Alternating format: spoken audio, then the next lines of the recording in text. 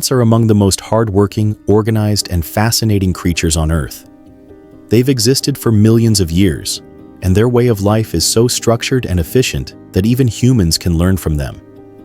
Today, we'll take you on a journey through the life of an ant, from the moment it's born to the time it dies.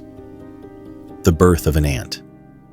The life of an ant begins with an egg. The queen ant lays thousands of eggs throughout her lifetime.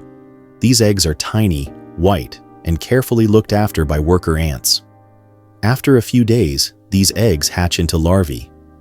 The larvae are soft, worm-like creatures that cannot move or feed themselves. So, worker ants feed them, clean them, and protect them constantly. This stage is critical for their development, from larva to adult. Once the larva grows enough, it spins a cocoon around itself. This stage is called the pupal stage. It stays inside this protective shell while it transforms. After several days or weeks, a fully formed ant emerges. What kind of ant it becomes, whether a worker, a soldier, a male, or a future queen, is determined during development. It depends on the needs of the colony and the food it received as a larva. Life inside the colony. Ant colonies are like highly efficient cities. Every ant has a specific role and duty. The queen is the heart of the colony.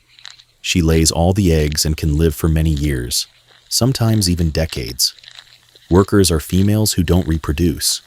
They do all the heavy lifting, gathering food, caring for eggs and larvae, cleaning the nest, and defending it. Soldiers are larger ants trained to protect the colony from predators. Males, called drones, have only one job: to mate with the queen. After mating, they die shortly afterward. Communication and intelligence ants communicate using chemicals called pheromones. They leave scent trails to guide other ants to food sources or to warn them of danger. Despite having no central control system, ants work together as if they share one mind.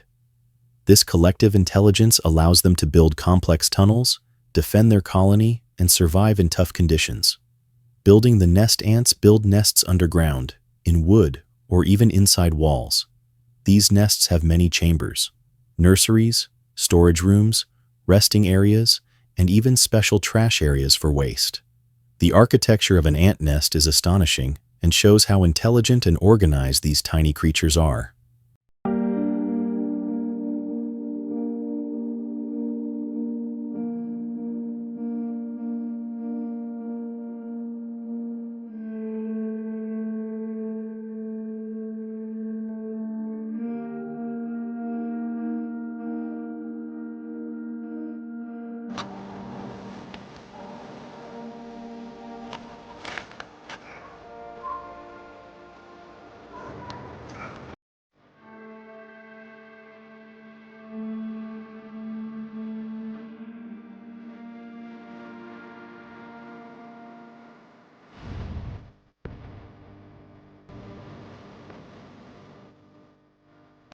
Reproduction and new colonies.